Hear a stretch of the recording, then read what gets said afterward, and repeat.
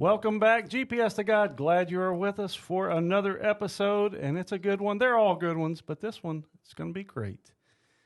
Today, we have the better half of the Patterson duo. We have Lori with an E. Lori with an E. When you send in your fan mail, make sure it has an E. Lori Patterson. Thank you. Glad to be back. It's been a while. It has been a while. It's been a while.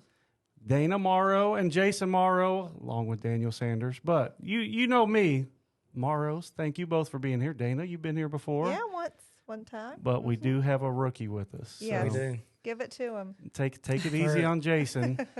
And Dana Morrow, otherwise known as my sister. They are, in fact, sisters. Yes, We don't look alike. We do sound a little bit alike, Yes. but we are sisters. Do you act alike? Sometimes. That's not. Jason, do they act alike? We need a neutral opinion here.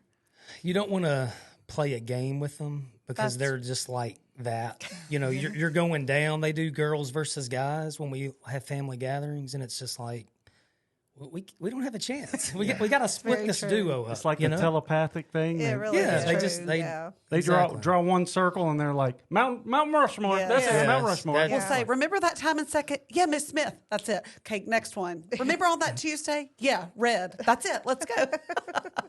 I feel your pain. It's not Exactly. fair. Yeah, it's really Yeah. not fair. Man, that's just a preview of the fun we're going to get into. Glad that you're back. We already said that, I think, but we're doubly glad you're back. And we're going to get into a great story. It's great because we know the outcome, like Zach said, but a great story about the Morrows and some things they went through with one of their children. But first, we got to give the Facebook. You can check, not Facebook. What's it called? Instagram. There we go. Check us out on Instagram. You can email us, mailroom@gpstogod.com. Check out the website, all that cool kind of stuff. So there we did all the legality stuff. That's right. So let's get into it. I think we'll start slow, though. Sisters, any dirt you want to spill on each other? Got any good my. stories from growing up? Something that one of you did to the other when you were young kids. So, like the statute of limitations has It's worn passed, off. feelings have been mended. Oh. Anything that you just want to share with the world? We are pretty open with the fact that we fought every single day growing up until the day they got married. And then That's a long time. It's a long You time. said growing up. That's like all the way lot of grown days. up. all the way grown up. Yeah. All the way. We are only 21 months apart. And so very close, a lot of bickering. Shared a room. Yes. That was a lot. of it. Yes. Yeah. A lot of togetherness. So we fussed a lot. So we always give hope to moms and dads whose children can't stand each other. Like, there is hope. We are now very close, Yeah. too close, talk all the time. So there is hope for you parents out there whose kids are fighting all day, every day. One day they're going to grow up and be just like this. Yeah. That's right. We did fight a whole lot. Literally, the day I got married, I don't know, a switch flipped, and all of a sudden it was like inseparable. Yeah. So you and Jason married first. Yes. Mm-hmm. How long between the time you got married till the time you and Fano got married?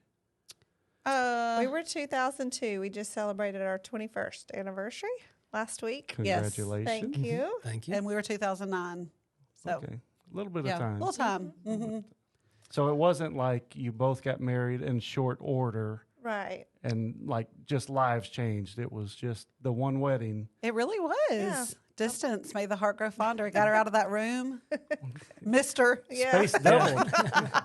The space doubled, It yes. did. The Mr. whole thing to Mr. myself. Something about maturing and, that probably had a lot to do with Yeah. it. But All right. I mean, I'm sure we could dive deeper into that, but let's go on to something else. we've got all kinds of stories. That's a whole other episode. Yeah. Yeah, check out the outtakes. There may be some more in there. But we're going to talk a little about a more serious topic that you all dealt with and are still dealing with your son Reece. So I'll let you all start from the beginning and just give a little background, and then we'll let the questions fly. Okay. You want to tell the story? I can. Okay. You're the so you- medical guy.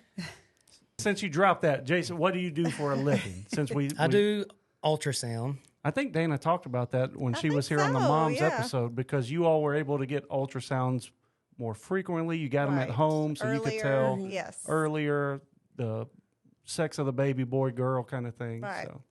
Right. So that's the medical profession. Yes, thankfully. Yeah, and so even still, with me having done ultrasound, Reese's condition, he was born with an abnormal heart valve, and so unless you're doing a fetal echo for a reason, that's not really something that you look at really closely. So we had no clue. Everything was looking good, looking healthy. He's born pretty. It was 10 days early, Yeah. but I mean, full term. Full term. Mm-hmm. Right. He's a big boy, 8, 5.5.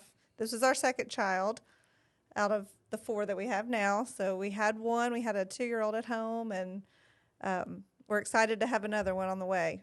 So we had our first son, and then Reece we knew was a boy because Jason scanned me at home and told me we're having another boy. So go ahead. Yeah. So like she said, 10 days early. And then, they just do their assessment. They come in and they really didn't let on that anything was wrong, but they heard what's called a murmur. So his heart was making an abnormal sound, and did they order some? Well, he was born at 2:00 in the afternoon on a Friday. And so the Saturday morning, the pediatrician from our doctor's office, the group, whoever's on call that weekend would come in. And it wasn't our actual doctor that was on call that weekend. But because we were close friends with Dr. Edson, he made a point to come in on his own, which was totally a God thing. We found out later. So he came in the next morning, Saturday morning. He was not supposed to be on call. He was off, but he came in having no idea there was something wrong. But he came in, did his normal assessment, and then he had a cardiologist there before we ever knew it, ever knew anything was wrong. So you can go ahead and explain. Yeah, and so the lady, the cardiologist that came in, Dr. Hermo is her name, and that's Reese's cardiologist to this day. But she came in, did her assessment, and then told us that he's got a bicuspid valve. Your aortic valve is supposed to have 3 leaflets. His has 2, and his was also narrowed. So when it developed, it didn't open up fully, so it was really tight. And so it wasn't allowing the blood to flow through that valve the way that it should. And so she said, we're going to transfer you guys to Vanderbilt Children's. We were at Baptist or Midtown, whatever. And we said, okay. So we went there the next day. Thankfully, because of his training and his expertise, he knew exactly what the issue was. So she comes in to us, explains all this. I'm in this postpartum stupor, hit with this news. We're transferring you. Your son has a heart problem. We had no idea. Thankfully, she leaves. We kind of have this moment of what is happening. And he was able then to explain it in just real simple terms. And so because doctors, they can kind of talk over your head sometimes. And so in the state I was in, it was not registering. So thankfully, I think that's a God thing that he gave Jason the knowledge he has to really understand the heart, really understand the heart.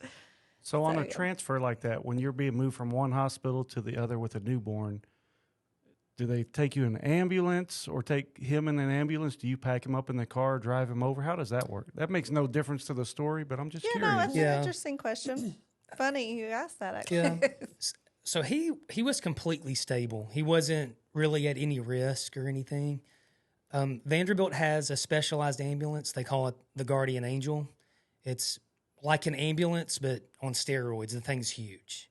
But he was only going a mile or 2 miles, whatever. He had an IV. That was it. He just had an IV, not for any real reason. They weren't giving him anything, but he wasn't hooked up to anything A precaution. at all. Yes. Yeah. But they brought this fancy ambulance. He was just right at 24 hours old when they transferred him from Baptist to Vanderbilt. In our minds, I mean, he would have been completely fine to ride in a car and go over there. But protocol is, they can't do that. So They call the big ambulance, comes and takes him. We pack our own stuff and drive over. They took him right to the NICU, I guess, Yeah. over there. Yeah, started some more. Yeah, tests did and their stuff. own testing. And so then we realized, after they kind of did their own assessment, his valve was pretty blocked up. So it needed immediate attention. It was graded as a severe stenosis, which is a fancy word for a narrowing. And they were going to do a procedure that's called a balloon valvuloplasty. They go in through the groin with a catheter. When they get to the valve, they inflate a balloon, drag it across that valve, and it essentially tears the valve because it was fused tight. So they did that.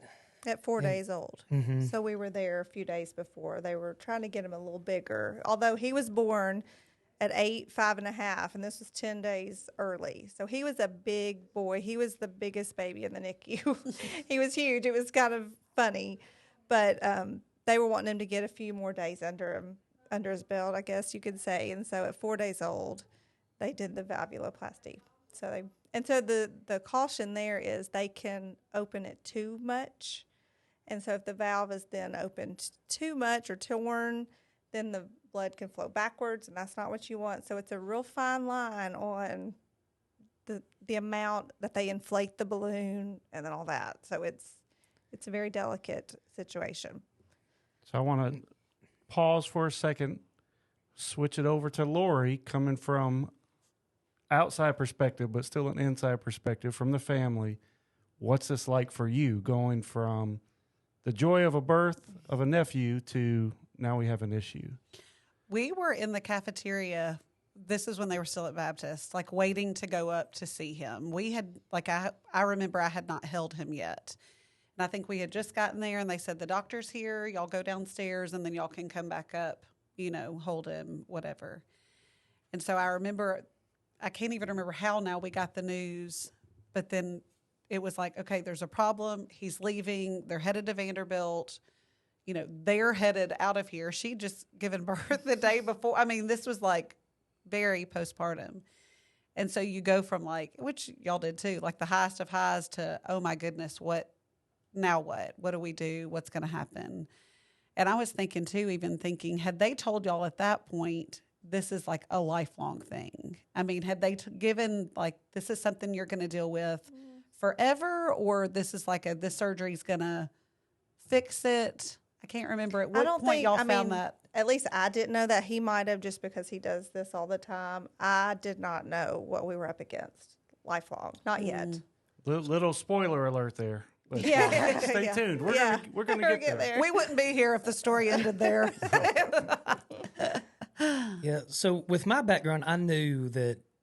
So people God, it's crazy how he forms the body. Just like people would be like, what's the big deal? You just don't have a third leaflet, but he made the body just so that people that have a 3 leaflet valve, their valve may kind of wear out in their 70s or 80s, where a bicuspid leaflet, if you're lucky, you'll make it to your 40s before having to have it replaced. And when you say leaflet, I feel like I remember you describing it's like a peace sign, divided in 3, the valve itself. Like and a Mercedes-Benz symbol where there's 3 parts. But Reese's was just in half. There were just 2 sides of it instead of 3. Right.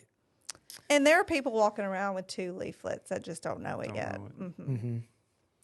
And that in and of itself isn't necessarily dangerous, but I will say I remember being worried about Dana. Because again, very freshly postpartum, planning to be in the hospital several days just for her to recover, and then having to uproot and head to a different hospital. Right. Obviously, we were all worried about Reece, but I remember being very concerned about her. Well, that was my next question is, when you get transferred, what happens to you? Do you go to a delivery room? I don't know what they call it, recovery room, or whatever the second room they move you into for the hospitals Yeah, that do that. But did you go to a regular labor and delivery room and become a patient there, or what happened for No. you? My OBGYN had to discharge me, had to say, okay, she's good enough to leave. And thankfully, this wasn't my first child as far as that goes, so I knew what to expect. I knew how to take care of my body and all that stuff, after delivery. But Vanderbilt did give us a sleep room that first night, which is typically for like families who are out of town. But because I was beginning to nurse and all those things, right, that you do in those first few days a lot, especially, they did give us a sleep room the first night so that we could be right there. They knew I needed a bed, I needed, to rest. And so they gave us that, but only for the first night because they do have so many from out of town. They had to turn that back over. So, and since we are local and we're thankful we are, we understood that. But so no, I was no longer a patient after about 24 hours from delivery. Yeah. So you find out this news. What happens next? So at 4 days, they did the valvuloplasty, and that went very smoothly. Textbook case. I remember, the night before, he had to be NPO without nursing, from midnight to the day of that surgery. And I just remember thinking, he's not going to make it. He's a newborn. He's going to want to eat. I was at home. I was still having to wake up to pump, for him.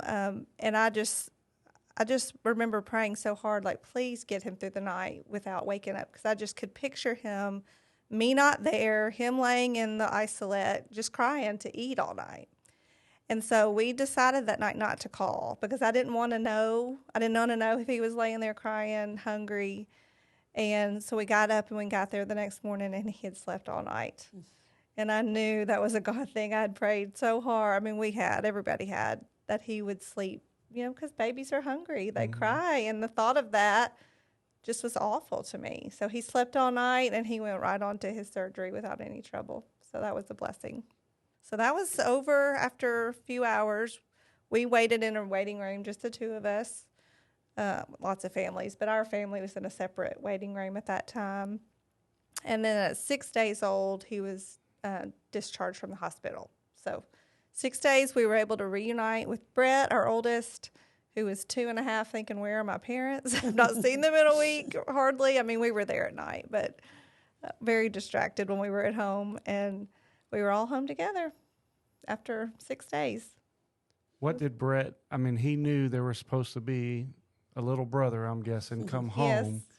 What did he understand of that, of where is he, or did any of that register with him at that time? Do you remember? I don't remember. You might know better than I do. I don't remember. I guess We we just probably rolled just had a lot with of it. fun with him and Yeah. distracted him. Yeah. Age was a good thing. It What was. age he was then. Right. That He lot doesn't of it, remember yeah. it. Yeah. Yeah. What's for lunch? What's for, Yeah. Yes. can I watch Can we go TV? play? That kind of thing. Yeah. Yeah. Can we? Yeah, play? that was a blessing because I remember feeling very torn between wanting to be at the hospital and wanting to be at home with him. Yeah. But I think Dr. Edson was like, Brett's not going to remember this week, so you go be with your baby. So how common is this condition? Do you know? It's a good question. I don't have the exact numbers, but it's common enough that you do see it, with other people. But to throw out a number off the top of my head, I'm not exactly sure. I want to say it's like 1 in 40,000, but it could be way more than that. And that's Couple the people who know it. You're saying there's people walking around that don't know it yet. Yeah. Yeah. But Couple y'all know of- people that. Yeah, a couple of celebrities that have this condition, if you're interested. Well, Aaron Boone, who's the Yankees manager, he's had this exact surgery. And Arnold Schwarzenegger. Wow. Yeah, he's had the same issues his life and had his fixed. So I'm expecting pretty big things from Reece. I know, Reece, that's look how okay. jacked you can get. That's not going to hold you back. He thinks he's already that jacked. So he has the surgery, comes home. What do the doctors tell you? What do you expect from there? Well, kind of the biggest thing I can remember is, and whether it's exactly, the case or not, but they just told us to kind of limit prolonged crying. It increases the pressure across the valve, you know. So I was always afraid, like, oh my goodness, like he can't cry, like, you know, overexert himself. And so that I mean, in a kind of a funny story, when he was so little, he would sleep in his crib, but he wanted to fall asleep holding my finger. And so, you know, just as I thought maybe he would doze off, I'd try to slip out. Nope. He'd tune up again. So there were literally nights I would just have my hand over the edge of the crib, let him hold my finger, and I was just like laying my head there because I was so tired, but I was wanting him to get into a deep sleep. And Not cry too much. yeah. Mm-hmm. But, I mean, all in all, he was fine. No one would know he was, you know, had this issue at that point in time. He didn't have any kind of restrictions. I mean, they did mention that, you know, so that was in the, you know, in our minds, but it wasn't very often that we were too concerned about that. But we learned in Vanderbilt those 6 days we were there that, you know, he would never be able to play contact sports as the valve was at that point. And that he, you know, that was really the main things. No football, no hockey, you know, those kinds of sports were out, and we knew that from day one. But other than that, you know, he could grow up and be fine. They were just going to keep a really close eye on it. So the first year, we were at the cardiologist's office a lot because they grow so big. Babies grow so big that first year. So they were watching the valve. As he grew, they wanted to make sure the valve was growing with him and not closing back up. And so we were just watching measurements. And so thankfully, every time we'd go, he knew what our cardiologist, his cardiologist does all her own scans.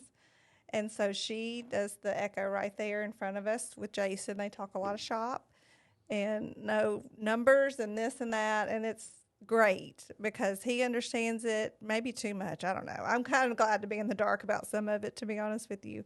But so as he got bigger and things were pretty stable, we got to where we were going once a year until things, you know, were any kind of concerns. And so for many years, we were just going once a year to the cardiologist. It wasn't until he was 12, things started narrowing again. And so, and our hope was to get him before they needed to replace that valve altogether. Ideally, you get as old as you possibly can. Through puberty is best. Because then after you hit puberty, you get a big growth spurt, then, you know, your body's a different size altogether. So the goal was to get him through puberty before replacing that valve. But when he was 12, it started narrowing again, so we started going more often to the cardiologist.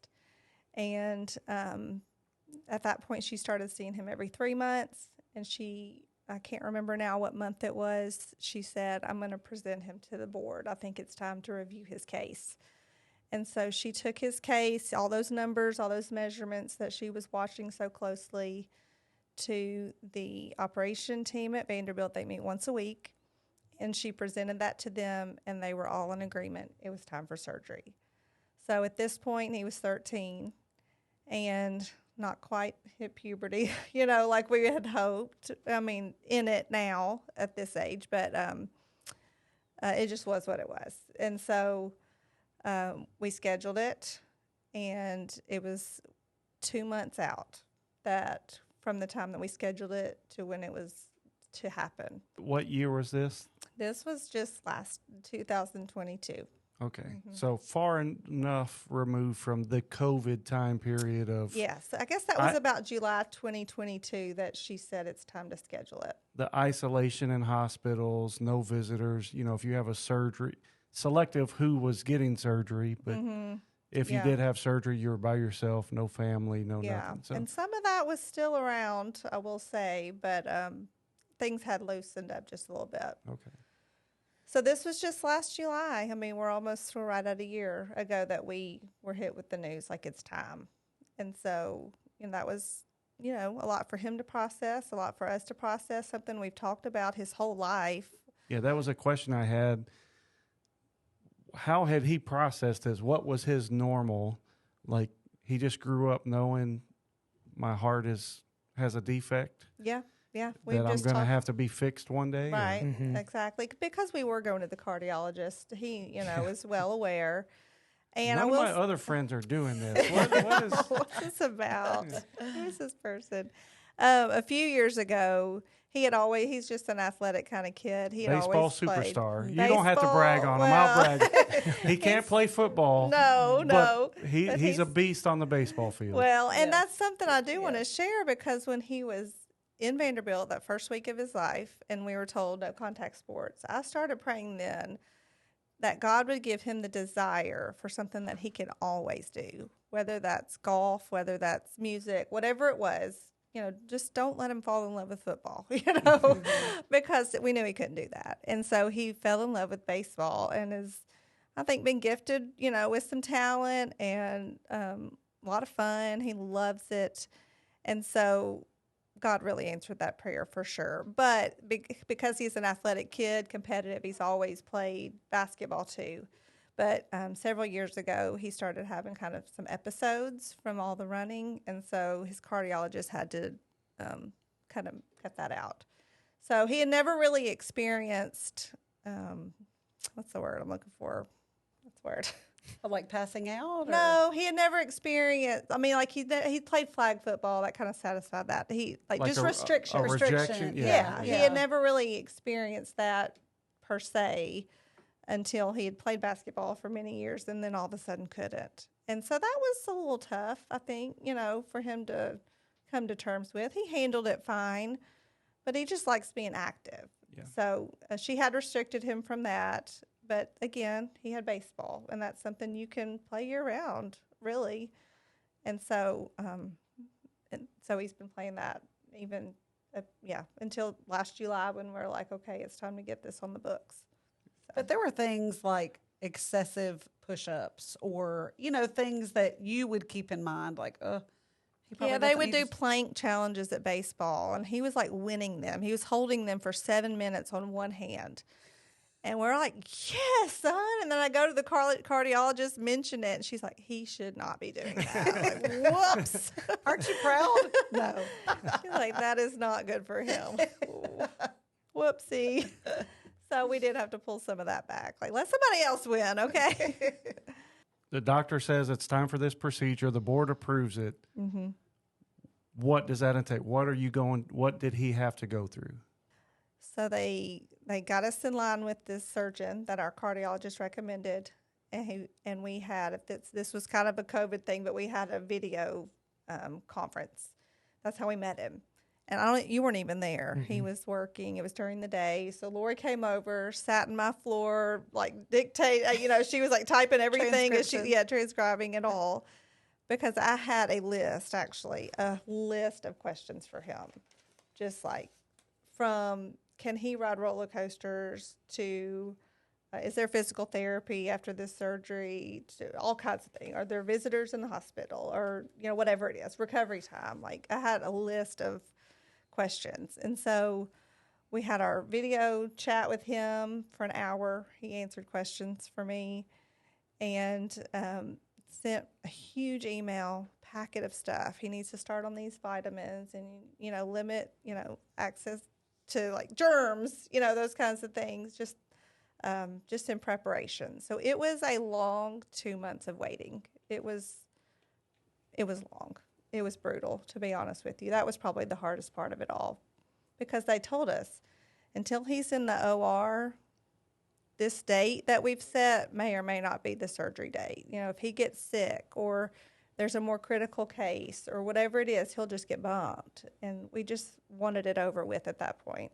So the surgery they were going to do is replace the valve completely? Yes. Good question. You explain the procedure. Yeah, so he was going to have what's called the Ross procedure. And this kind of goes back to his age. With him being an adolescent, they have to do this procedure because the odds are better that things will be successful. Whereas if you can make it through puberty and into adulthood, they can replace just the aortic valve with different types of valves that they can use for that. But being he was younger and his body's still changing and growing, they took the bad aortic valve, took his good pulmonic valve, moved it over to the aortic side, and then replaced the pulmonic with the cadaver valve. So he essentially got 2 valves replaced instead of just the one. And that's what the Ross procedure does. But they say studies have shown that kids that have the Ross done, the odds of success and not having to go back in and intervene are good for a while. And so that's, the avenue that we took. He will have to have this replaced again in his lifetime, maybe more than once. But we're hoping to get many years out of it. Really, the first thing that will probably wear out is the pulmonic valve, because it's a cadaver. What they put in Reece is a cadaver, and it'll just wear out. So, but when they replace that can be through a catheter, so it won't be another open heart surgery like this one was. So a lot less invasive. So what recovery time and stuff? He has the surgery. What's the recovery time? What's the limitations? What do they tell you about that? And how did Reece handle it? And before you do that, tell about getting there. Obviously that 2 months was brutal, and you finally get there. And I don't know if you want to talk any about the headache of insurance and getting all that, but that was such a God thing that was worked out. But I do think that's a big part of the story. Yeah. So give that little part, and then the getting there and getting to the operating room and all. I'll give a little. So Dr. Bichelle was Reece's surgeon's name. He's a great man, great surgeon. We didn't know him at all. This is just who they were going to send us to. But talking to other people, one lady is a nurse. She works for a cardiologist. She said, I'll ask him and see what he thinks. He couldn't say enough good things about him, as a colleague. One of the guys that did Reece's echo at Vanderbilt, he's an adult, and he was going to have an aortic surgery. And he was like, Dr. Bichelle is going to do my surgery. And, he's an adult, and he's going to have a pediatric cardiologist do his work. So everybody, several people we'd run into were just like, he's the man. So when at the hospital, I thought he was going to walk in a fur coat and sunglasses, but he didn't do that. With a posse. Yeah, exactly. An entourage. But so that's a little plug for him, but he's a great man. Yes, we needed a cardiac thoracic surgeon. And so we had his surgery scheduled for 2 months. Well, exactly 2 weeks before surgery, our insurance company called and said this surgeon is not covered. And I was like, what do you mean it's not covered? We're 2 weeks out. At this point, we've got the time. We're ready. And they're like, no. And they couldn't give us a list of any other doctors. And we didn't want any other doctors. But the list they gave us we're just cardiologists. And that wasn't going to work. And so then we had to start the appeal process. We had to fill out tons of paperwork to get a single case agreement approved, and it was the biggest headache I have ever experienced. You just are at their mercy. You fill this stuff out, you email, you fax, I don't even know where it goes. You talk to these people who just read a script to you. You don't feel like a person, you feel like a name on a page. And the urgency that we felt to get this done. Was it an emergency surgery? No, but it was ready. It was time. And so for 10 days, we were up in the air about this surgery. At this point, we had waited a month and a half. We were ready. And then all of a sudden, it's like, this may not happen because you're insurance. And so I have never felt so hopeless in my life. I have never gone to bat for one of my kids as hard as I went to bat. I was a mess trying to handle it, and it was awful. And you have to have insurance. This is not anything you were going to pay out of pocket, and we did not want to push it out any further. We had waited, and we wanted it over with. And so his surgery was scheduled for October 10th, which was a Monday, and the Wednesday before we finally got it approved. So we had 10 days of just, I can't even, it was torture. And that may not sound like a big deal, but it was such a big deal. We just, you're just at their mercy, and there's nothing you can do. And that's kind of when the scripture, so Lori's got this shirt on. And God showed me in those 10 days, the 2 Corinthians 12:9, and I can read it because I felt so weak. I couldn't do anything else. I mean, I was a mess. I was crying. Jason kind of went through a roller coaster of his own emotions. I mean, we were just at their mercy. And God showed me this. It's Jesus talking. My grace is sufficient for you, for my power is made perfect in weakness. And I had never felt so weak. And I needed God's power. And so I'm so thankful for his word that he showed me during that time. So Wednesday, we're like, okay, it's go time. Let's do this. It's going to be Monday. Here we are. At that point, we're like, please keep him healthy. You know, COVID's still around, and they were going to do a COVID test on him the Friday before. Friday was his pre-op day, and they said plan on being there all day. And we were there near all day, just labs and echo, x-ray, just everything you can think of. COVID tests, all the tests. Meet with the surgeon, just all these people. And so Friday, we got all that done. We already actually got, we had his schoolwork that he was going to miss. We had it with us. So we're like, let's get a head start on this because we knew he'd be out of school for a while. So he's working on his school stuff. And so Saturday, we get a call. His surgery is supposed to be on Monday at 7. And they called Saturday and said, we're going to need to push you back till Monday afternoon. Like, okay, that's fine. And we knew this. Like, we know you are not guaranteed till you're, in the OR. That's what they kept saying. And it's Vanderbilt. So anybody's, it's the best of the best around here. So if anybody with a more urgent case is coming in, he's getting pushed. Right. And we understand that. Like, we would want to be, sensitive to that. And obviously that makes good sense. So we're like, okay, we can do Monday afternoon, just don't push it out again. Just kind of holding our breath. And so we get there on Monday. I've got my notes here. That we left. We had to be there at 12:30 to check in. And you can imagine that was a long morning at home. It was a very weird morning. Our other kids went to school. And we're just home with Reece. And he has to fast and all that kind of stuff. He can't eat. That's a long time. It was long. Yeah. And so, and nerves. Can you imagine you don't really know what you're facing, but it's big kind of thing. And so we got there, we got checked in, we got in, in the back in a gown. And Dr. Bichelle is in this first surgery, and it just keeps dragging out. And he's hungry, and he's nervous, and we are too. It was a lot. And so they finally took him back at 4:00. So that was a long time to wait, especially sitting there in a hospital gown just waiting. And so at 5:45, his cardiologist came and she found us. So not the surgeon, just his regular cardiologist. What did they tell you time frame? Did they give you a time frame? Yeah, 5 to 7 hours. 5 to 7 hours. And so they took him at 4. At 5:45, the cardiologist comes and says they've not started on him. Like, but they've had him almost 2 hours. And she said, I don't know what's going on, but they've not started on him.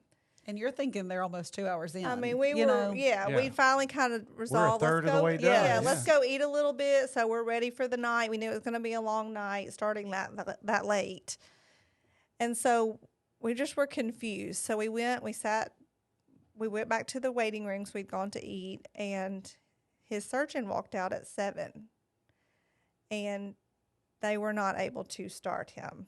Let me back up. They did start him. They had to stop him. They had put him to sleep. He had the breathing tube in. He had IVs in both arms. He had the central line in his neck, and they were about to cut his sternum. And the one ICU bed that he was going to did not become available. That patient became very critical. And so they literally had to stop Reece because he would have had nowhere to go. That's how full the hospital was. So we're like, what does this mean? What is ahead? And there's like, we're just going to get him to a room upstairs. We'll take the tube out. We'll take the catheter out. We'll kind of keep him groggy for the night, and we'll come get him at 7 in the morning. So, I mean, what do you do? It just was what it was. I mean, we hated it for the little girl that was having an emergency, and, it could have been worse. So, for it just was what it was. So, we finally saw him at 10 o'clock that night. He was very groggy, hooked up to a whole lot of things, and slept most of the night. He kind of came to. He ate a little bit, drank a little bit, like popsicle. He didn't eat food. And slept most of the time. He talked to us very little. But you had to tell him, like. But I said, honey, they didn't get to do it all. They're going to do some more tomorrow. And I don't even know what was processing in his head. It was terrible. Have you talked to him afterwards? Did he remember any of this? He does not remember this, thankfully. So we got settled into that room for the night, and he woke up about 4 o'clock the next morning, kind of in a panic. Kind of like, where am I? What is going on? But we were able to get him settled, and the closer we got to 7 a.m., the more I started thinking they're not going to come get him. Like, something's going to come up. They're never going to get this surgery. I just wanted it over with. And let me back up, because we forgot a key thing. From the day before, we had waited so long, and we were all nervous. And the anesthesiologist that came in saw our shirts we were wearing. And she said, what is that verse? I'm reading through the Bible right now. So I was able to share with her, and I could tell she had a faith like we have a faith, in God. And so she prayed over Reece right there, and she was great. She tried to distract him, gave him her cell phone, and here, find me some music you like to listen to. And she was wonderful. And so when they postponed his surgery, then I'm like, I really want you here tomorrow. Like, you are who we want. And she said, I'm actually supposed to be on another case. I was like, shoot. And so anyway, fast forward to that next morning, and we're waiting. And it's getting closer to 7. I thought, they're not going to come. Something's more critical is going to happen. And I look up, and literally 7 o'clock, and that anesthesiologist was walking in our door. And I was like, oh, my goodness, did you get your cases swapped? And she said, yes. So she was able to so she knew us, she knew Reece. I mean, he was still very groggy at that point, mostly sedated. But they took him back. They took him from us at 7:25 that next day, that Tuesday. And they opened him up at 8:45. And honest to goodness, that second that I knew he was, like, cracked open, which sounds awful to say, we both just like, because it was finally going. Like, I wasn't nervous about the surgery part. I mean, it's so intricate what they were having to do. Literally, put him on a bypass machine, no heartbeat. Like, it was a big surgery. We weren't nervous at all. We played Yahtzee, I think. We watched a Braves game. Like, we were so relaxed, I think, during the actual surgery, because it actually started, because we had dreaded it for 2 months. And a day. So. I would probably feel like that they're professionals. That's what they do every day. They're great at it. You got the best of the best doctor that everybody wants. Right. So that's that calming piece. Now, we know it's a God thing. Absolutely. But we know God is working through them. He gifted and their that skills. doctor. Yes. Yeah. 100%. So we were getting messages, phone calls about every hour and a half from the OR telling us what they were doing and how he was doing. And they had done about an hour and a half on him the night before. So this surgery wasn't going to be as long. It ended up being about 5 hours. They closed him up about 1:30 and said it was a textbook case. Couldn't have gone any better. And we were concerned. We had heard kind of some horror stories about people waking up and still being intubated with that tube. And so we had made that aware to the anesthesiologist. Like, we just really want that out as quickly as possible, because we've heard it. It feels terrible. And so she knew that was a concern of ours, and she came out and talked to us and said he's still intubated, but we'll take it out as soon as we can. And so we went and saw him at 5:20. So they'd taken him from us at 7 o'clock that morning. And at 5:20 that night, we saw him and walked into his, ICU room. I've never seen so many wires, so many tubes. He was just laying there, no shirt, no gown, no nothing, just hooked up, asleep, tube hanging out of his mouth. It was a lot. It was a lot to process, but I mean, God had given us such a calm.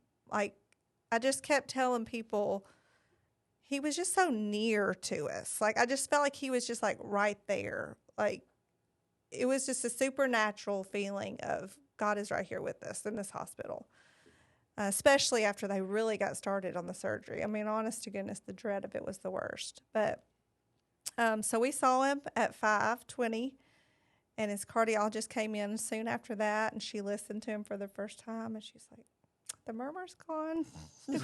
What? Like, it hadn't even occurred to us that would be different. I mean, he's always had that. Yeah.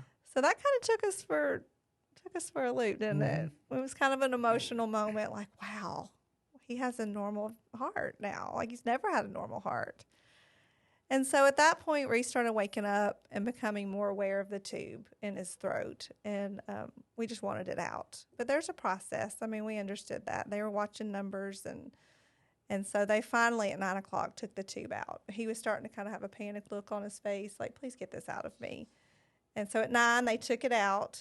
And that he was able to, eat and drink ice chips and do all that. And he stayed one night in the ICU. He had a one-on-one nurse who watched him like a hawk all night long, which was very comforting for us. We were able to sleep a little because we knew that was her only patient, and so she tended to him all night. I mean, she worked. I've never known how hard those nurses work. She worked hard all night. Something was beeping constantly.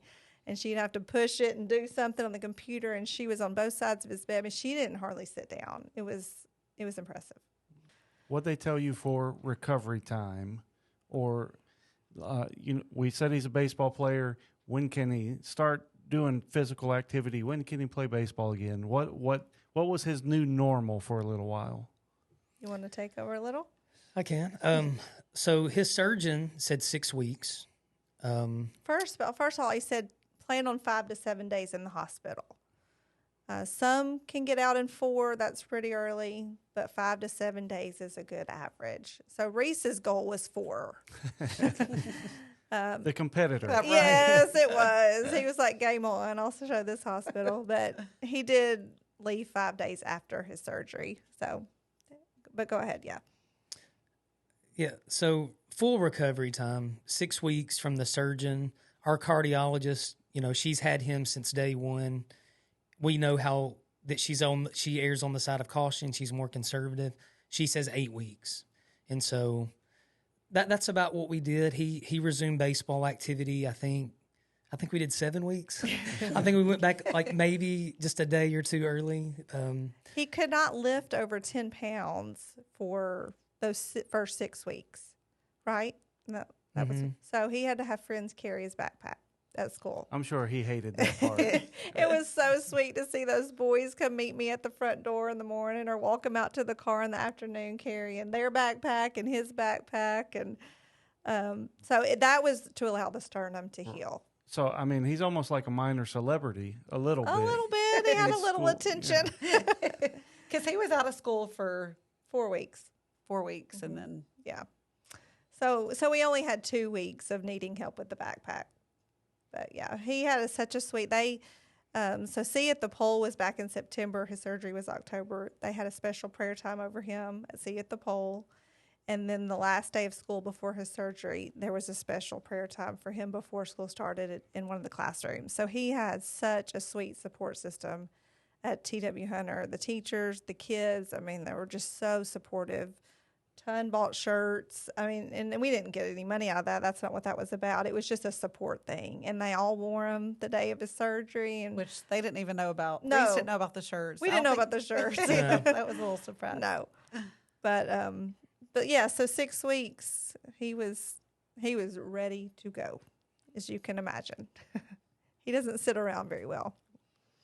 So now, healed up, back to playing sports.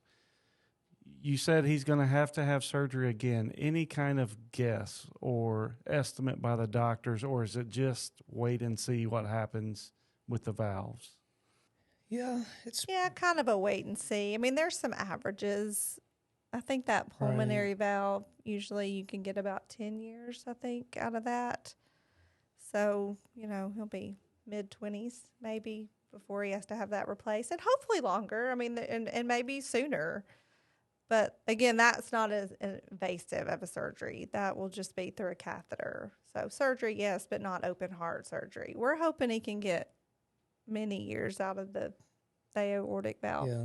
And with that being his own tissue on the aortic valve now, hopefully his body can just hang on to that one for a really long time. But yeah, but it's all up in the air though.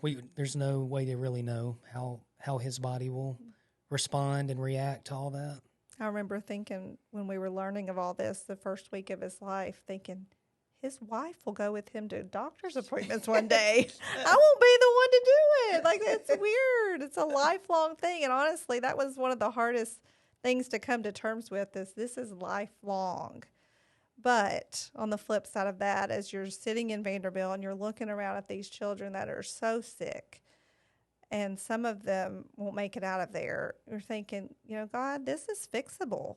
Like, it's awful, and he is restricted, and, it's something he's always going to have to deal with, but it's fixable. And I just remember being so thankful that God showed me that early, because, it was a lot to process, and nobody wants their child to have anything like that, but it wasn't anything that was going to keep him down too long. So we were thankful. Yeah, and so at Vanderbilt, I just realized there, I was like, no matter what we're going through, how hard we think this is, somebody's always got it worse. And we met so many like families and people that are just great. And like one grandmother was there. She would come in on the weekends. Her grandson, Legend, was in the ICU, was a newborn, and was going to be there minimum 3 to 4 months with what he had going on. And, just they were from Chattanooga. So we're right here in Goodlettsville, Tennessee. We just have a little 25-minute drive, and they're 2.5 hours away. And they do this every week, this back and forth. So but there's some really sick kids there, and we just, I would just thank God for where we're at and pray for those kids, and just realize, somebody's always going through something tougher than what we've got. So it just kind of puts it in perspective. And God obviously we got a front row seat to see some things that, God put people in your path throughout this. Yeah, I remember you meeting with that mom who you got to actually sit with her. Her daughter had gone through this a year before and get exact same procedure. Yes. Just like specifics. What would you pack? What do you wish you had known? And now you know that God will put somebody in your path that you'll get to be that for. Right. And I've actually already talked to one mom whose daughter, and it was just like a friend through a friend. Like, I don't know this mom, but her daughter was having a valve replacement, and she just hooked our phone numbers up, and we talked for an hour. I don't know her. I wouldn't know her if she was sitting here, but we want God to use our story. We want God to use Reece in his story and his testimony. Like, it's his. And God equipped Reece with the personality, I think, to really use it one day. I don't know what that looks like, but I'm excited to see how he uses him. But yeah, just little things like when we first scheduled the surgery, and I wasn't sleeping real well those first few nights, and I'd wake up with things like, I've got to go get him a zip-up hoodie. Like, he's not going to be able to put a shirt on. And I go to Opry Mills to the Nike outlet, and I, for some reason, tell the 20-year-old guy that's helping me why I need a zip-up hoodie for my 13-year-old. And he said, I've had 3 open heart surgeries. I know exactly why you need this. Just stuff like that I know is God, just like I got you. I see you. I see you right now. And we have numerous stories like that, just people just in just the right moments. And I just cried right there in the Nike outlet. Thank you, God. Can I get a discount on this? It's wet. It's got something all over it. I don't know what this is. But you didn't see those as coincidences. No, I mean, for sure not. It wasn't a coincidence. God continued to do that, to show up and be near through other people and Yeah. through His Spirit and through His Word. Well, this is just another, God story too. That when Reece was first born and we were at Vanderbilt the first time, before Reece was even born, there was a family that was struggling. We felt led to give to them a certain amount of money, and so we're at Vanderbilt, and Reece is going through his heart cath procedure, and the open door class, came and presented us with a gift card because they wanted us to be able to get food and all that thing. And it was the exact amount that we had given, months prior Just to 3 this. months before. Yeah. So it's just like how things just come full circle, and, God's looking after us and through it all. So Another example of God intervening, when you all were at the hospital for no visitors, still Vanderbilt was one of the last hospitals in Nashville to open up to visitors and family. But someone else you knew was in the hospital with a sick child Yes. on a different floor, so you were able to have support Right. with each other. We just met. We were texting, like, what floor are you? Let's meet outside on the breezeway. And we met and hugged, and we just couldn't believe we could see a person we knew and just be there for each other, because honest to goodness, family was waiting outside. They literally could not come in the building. And so we would see them passing for coffee or whatever, and it was such an encouragement. Yes, another God story for sure.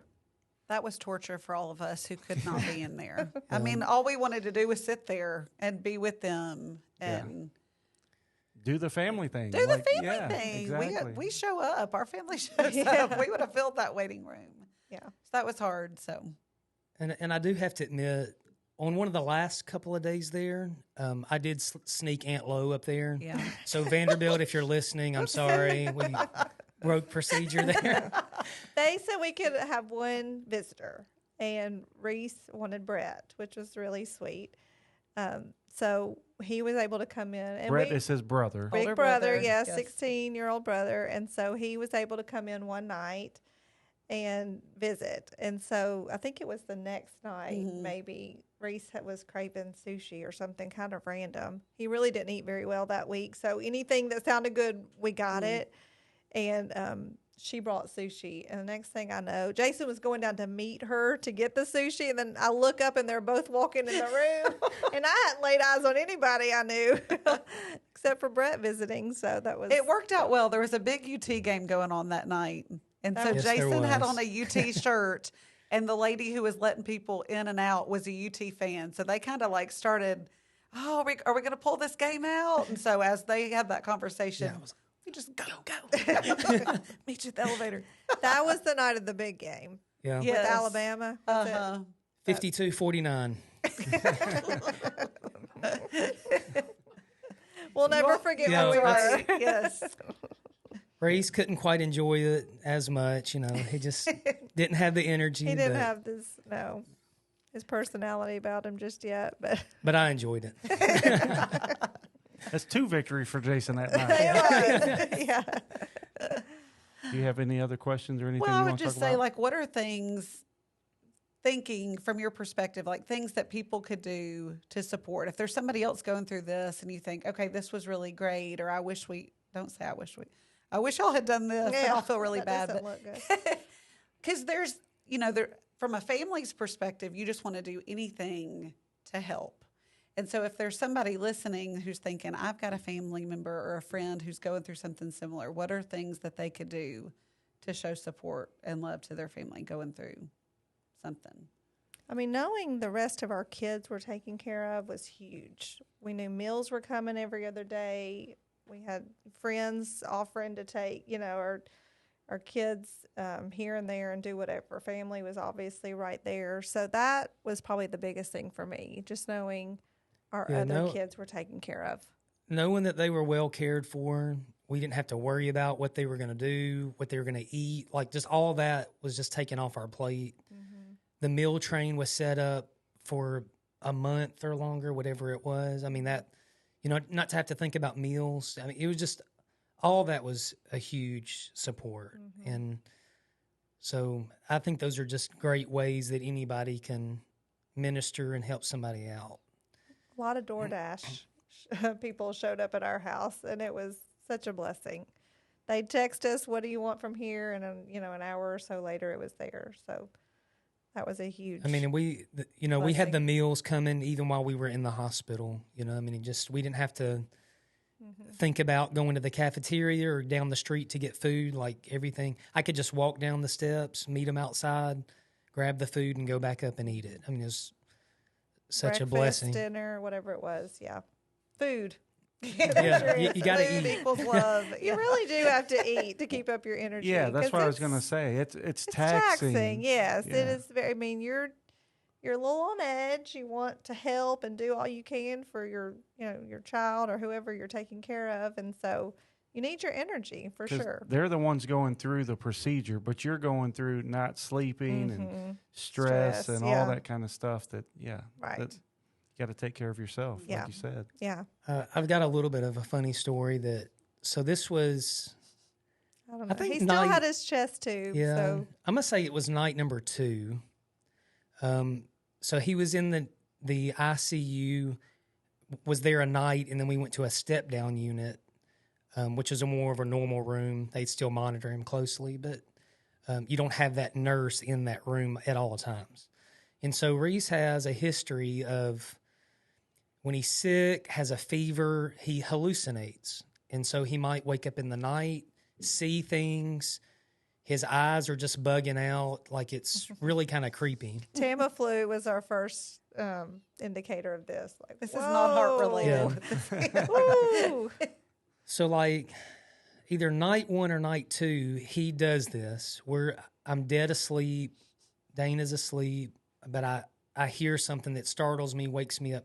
Well, he's trying to get out of the bed, and he's kind of talking out of his head, like, I gotta get to the bathroom. I got this right over there. I mean, just like, Reece, please, just settle. You cannot get up. You have He still wires, had his chest tube that's connected to, you know. we cannot pull this thing out. But he doesn't hear me. I mean, he's just out of it. And so I'm literally having to hold him on the bed so that because he's trying to get up. And I'm calling, Dana. She's just out. Like, Dana. Like I'm screaming. And she just. I mean, I was like right there. Yeah. And she's usually not that out of it. I'm usually the first one up, and he hadn't slept in a few days. I slept in a couple months. Yeah. They must have had a good DoorDash delivery that day. That was a good meal. Yeah, she was out. Yeah.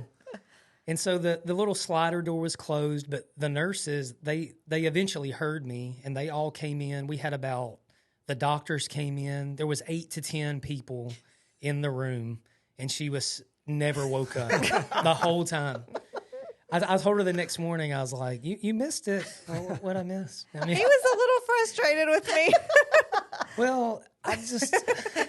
You were nervous. in a sweet way, but I'm glad you slept, but I just was afraid he was gonna pull that thing out. no, We were gonna he have still had like 2 IVs, a chest tube. He was hooked up to a monitor until they rolled him to the car. Like I'm talking like lots of cords all over his chest. So he was hooked up the whole time. But that was kind of a major hookup there that he was going to mess up. yeah. And Major I hookup, major through it. hiccup. Yeah. Yeah. slept through I it. think I needed to sleep that night. You got it. Yeah, we got it. We got it worked All right. out. He snapped out of it after about 10 minutes. I wake up for the important stuff. Come on. Funny thing was, so we had taken 2 cars out there. My car was there. That's what Reece and I had driven to the hospital, and he took his car. He knew he'd be back and forth, so he took that. And so I knew I wasn't leaving. So my car had sat there for almost a week. It was 6 days. So we wheel him out. It was a big deal to be discharged, finally be free of all those wires. We get out to the car, and my car wouldn't start. Literally would not turn over. And I don't guess you had jumper cables. So we had to call. So Reece is in this. So we get him in the car that wouldn't start. Got him out of the wheelchair, loaded the car up. We had all this stuff. And we called the Vanderbilt, security guys over. They tried to jump it. That didn't work. They couldn't use jumper cables. It had to be the battery thing. The jumper box is all they could use. And even with 2 of those, my car still would not start. It was sleeping like Dana. Yeah, it was as dead as I was that night. So, poor thing, we had to get him out of that car, get him back to Jason's car with some of the stuff. It wouldn't all fit in his, and we piled in there and got home. But we just wanted to get home, and we had close to an hour in the garage trying to get out. So, but he made it. Did you laugh about that in the moment, or was it later? I think I was kind of laughing about it. That was pretty good. All right. Well, thank you all for coming and sharing a personal story, but you tell it well. And I do think, like you said, Reece is going to tell this story and impact a lot of people deeply as he continues to grow up. Mm-hmm. So that's our prayer. Use it for his glory, for sure. God's glory, for sure. Yes. And he knows he has Aunt Lori to come bail him out. She's a criminal, broke into Vanderbilt. I'll do what I have to do. Yeah, it's her first phone call. She was going to lay eyes on him. I really missed him. But we're going to read Reese's, I guess we can call it Reese's verse. Sure, I wrote his name by it in my Bible. Reese's verse, 2 Corinthians 12:9. But he said to me, my grace is sufficient for you, for my power is made perfect in weakness. Did you read the whole thing or just stop there? That's where I stopped. Okay. Yeah, we'll stop But there. the next verse is all. Yeah, also I mean, very good. Yes. It continues. Therefore, I will boast all the more gladly of my weakness, so that all the power of Christ may rest upon me. That really does speak to you all's condition, his entire life. Yes. You had no control. It was out of our control for any of this and that since was the hard. day he was born. Yeah. That I will is- say, too, we knew the surgery was coming at some point in his life. And because he is so active with baseball, and that's what he loves, and that's what he can do, I had started praying that God would just time it out to where it was in the off season. Please make it in the off season. It's like the one sport he was, could still do. He couldn't do basketball anymore, and he missed one tournament in the fall and a couple of workouts in the spring, like the winter workouts. So it was perfect timing. It was God's timing. Yeah. Absolutely. Well, we're glad that you all have been with us through this episode. Come back again next week. All of you know it, but this is for Reece. Reece, we love you. God loves you more. See you next week. Thanks for listening to GPS to God. Make sure you leave a rating or review on whichever app you happen to use.